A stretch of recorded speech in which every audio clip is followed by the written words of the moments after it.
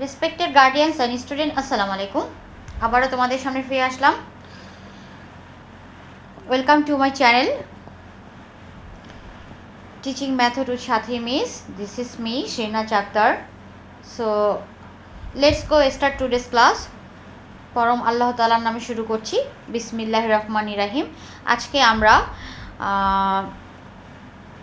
Cadet প্রিপারেশনের প্রস্তুতির cadet কলেজে পূর্ববর্তী ভর্তি পরীক্ষার সমীকরণ ভিত্তিক কিছু প্রশ্ন সমাধান করব। ক্যাডেট কলেজের পূর্ববর্তী ভর্তি পরীক্ষার সমীকরণ ভিত্তিক কিছু প্রশ্ন সমাধান করব। টপিক হচ্ছে আমাদের equation, solving equation problem. So let's go start today's class.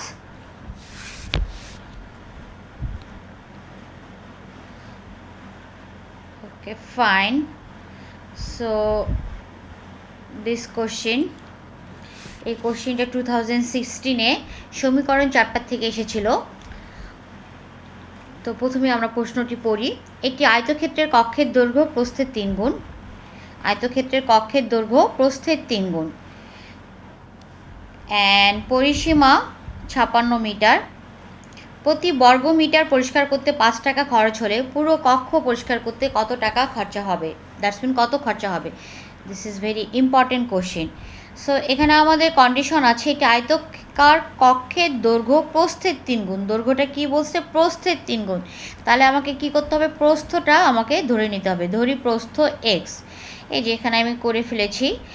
So প্রস্থ এক্স, তাহলে দৈর্ঘ্যটা কন্ডিশন কি বলছে? তার 3 গুণ। তাহলে কি হবে? দৈর্ঘ্য তার 3 গুণ, প্রস্থের 3 গুণ, দ্যাটস ওয়াই 3x। ওকে, তাহলে আয়তক্ষেত্রের পরিসীমার সূত্র আমরা জানি, দৈর্ঘ্য প্লাস কি? প্রস্থ। আমার লাস্ট ক্লাসেও আমি আয়তাকার ক্ষেত্রের ক্ষেত্রফল এবং বর্গাকার ক্ষেত্রের ক্ষেত্রফল নিয়ে একটি ম্যাথ করেছিলাম। সেখানে আমি আয়তক্ষেত্রের ক্ষেত্রফল পরিসীমার ফর্মুলাটা বলেছিলাম। সো ক্ষেত্রফলের পরিসীমা হচ্ছে, মনে রাখবা, আয়তাকার ক্ষেত্রফলের পরিসীমা দৈর্ঘ্য ইন্টু প্রস্থ। ওকে, অ্যান্ড পরিসীমা কি? 2 ইন্টু দৈর্ঘ্য প্লাস প্রস্থ। পরিসীমা হচ্ছে এই যে এখানে দেখো 2 দৈর্ঘ্য প্লাস প্রস্থ। তাহলে আমার অ্যাকর্ডিং টু দ্য কোশ্চেন বা প্রশ্ন মতে আমরা কি লিখতে পারি? প্রশ্ন মতে আমরা লিখতে পারি 2 দৈর্ঘ্য আমাদের এক্স আর প্রস্থ কত? 3x। সো ইজুকাস টু কত দেওয়া আছে আমার? 56 মিটার। তাহলে এখানে আমি যদি পুট ডাউন করি, এই তো খুব সহজেই। তাহলে এটা গুণ সম্পর্ক ওদিকে যে যায় ভাগ হবে, x plus 3x, that's mean হচ্ছে আমার 4x। আর 56 দিয়ে 2 যদি গুণ সম্পর্ক 2 এদিকে আসে ভাগ হয়ে যাবে, তাহলে হয়ে যাচ্ছে 28।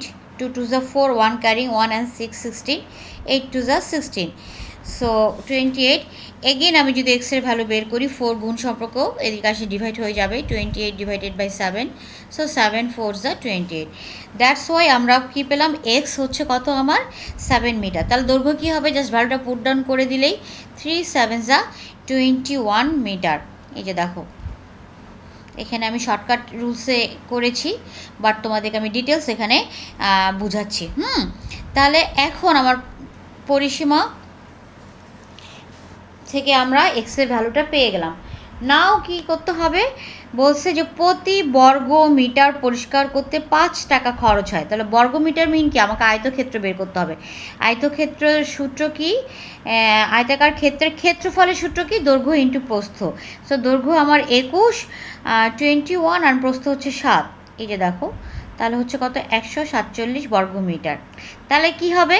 প্রতি বর্গমিটার পরিষ্কার করতে 5 মিটার লাগে, দ্যাটস মিন 1 বর্গমিটার পরিষ্কার করতে যদি 5 টাকা লাগে, তাহলে আমার এখানে কত বের হলো বর্গমিটার? 147। তাহলে 147 বর্গমিটার কক্ষ পরিষ্কার করতে কত খরচা হবে? 1-এর থেকে 147 বেশি হলে কী করতে হবে? গুণ করতে হবে। দ্যাটস ওয়াই আমি এখানে গুণ করলাম 147 ইন্টু 5, দ্যাটস মিন 735 টাকা। এই তো ম্যাথটা সলভ হয়ে গেল। সমীকরণ 4টার থেকে বিগত বছরের একটা ইম্পর্টেন্ট ম্যাথ আমরা সলভ করে ফেললাম। এখন আমি এই ম্যাথটা আবার তোমাদের ইংলিশ ভার্সন যারা স্টুডেন্ট আছো তাদের জন্য একটু করে দেখাচ্ছি। প্রথমে আমরা কোশ্চেনটা পড়ি। Read the question. The length of a rectangular room is 3 times it's wide 3 times. Okay, লেন্থটা কী হবে ওয়াইথের, that's mean width x centimetre, let the width x metre, then কি breadth 3x।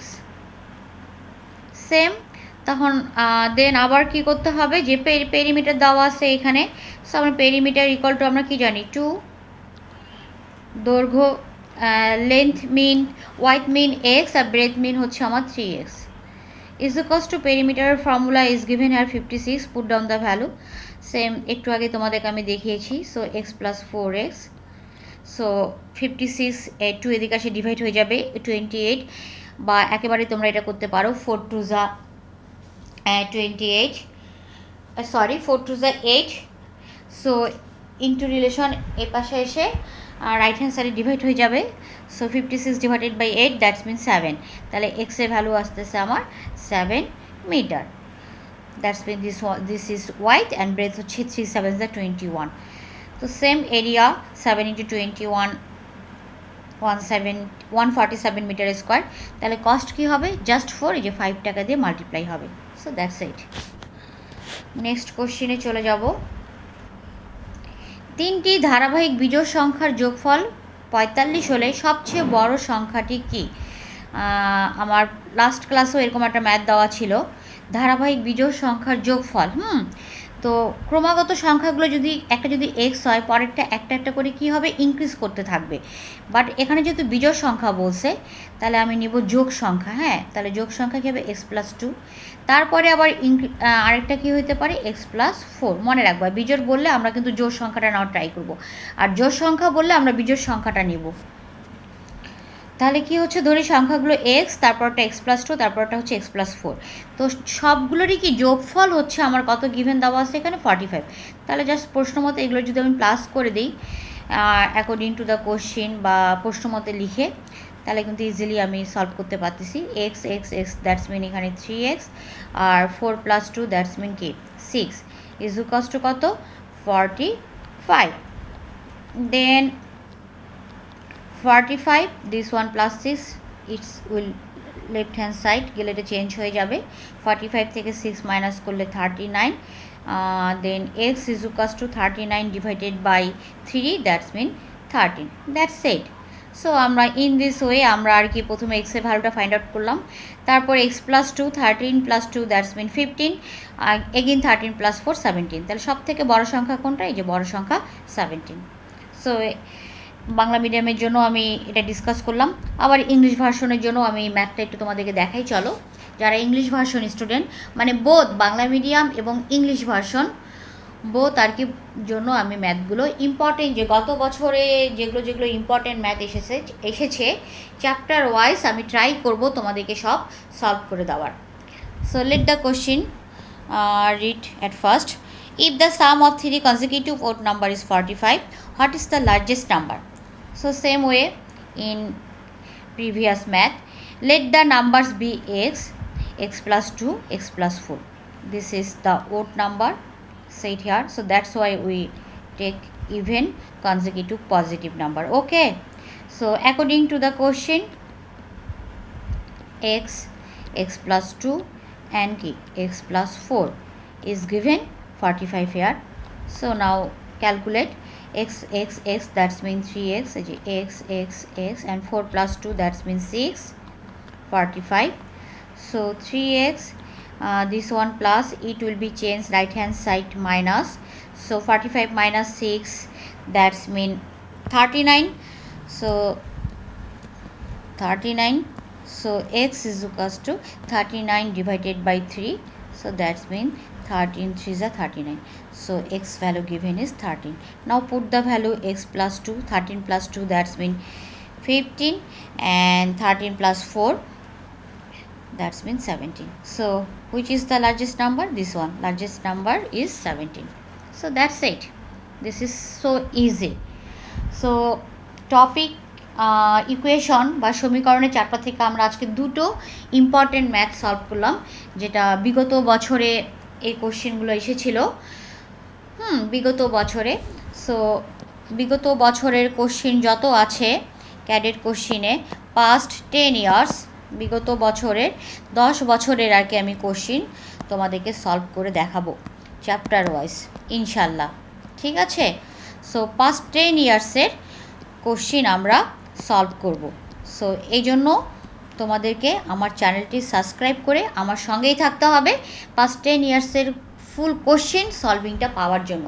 So I think আমি মনে করছি আমার চ্যানেলটি ফলো করে তোমরা যদি এইভাবে বাসায় বসে ম্যাথগুলো প্র্যাকটিস করতে পারো, তো ইনশাল্লাহ তোমাদের ম্যাথের ক্যাডেট প্রিপারেশনের ম্যাথটা যে ইনশাল্লাহ ভালো হবে। সো আজকের ক্লাসটি এখানে শেষ করছি, আবারও দেখা হবে নেক্সট ক্লাসে। এই চ্যাপ্টারেরই আরও আমরা অনেক কোশ্চেন সলভ করব। সো ফার্স্টে যেহেতু আমরা সমীকরণ বা ইকুয়েশন চ্যাপ্টারটা স্টার্ট করেছি, এটা ফুললি কমপ্লিট করব, দেন এটার পর আবার কোনো নতুন একটা চ্যাপ্টার স্টার্ট করব বিগত বছরের। সো তোমরা আমাকে কমেন্ট বক্সে জানাবে তোমাদের প্রবলেমগুলি যদি আমাকে শেয়ার করো, তাহলেই আমি তোমাদের সামনে সব কিছু ভালো করে শেয়ার করতে পারবো। সো ওকে, আল্লাহ হাফেজ, সবাই ভালো থাকবে, আবারও দেখা হবে নেক্সট ক্লাসে। আসসালামু আলাইকুম এভরিওয়ান, আল্লাহ হাফেজ।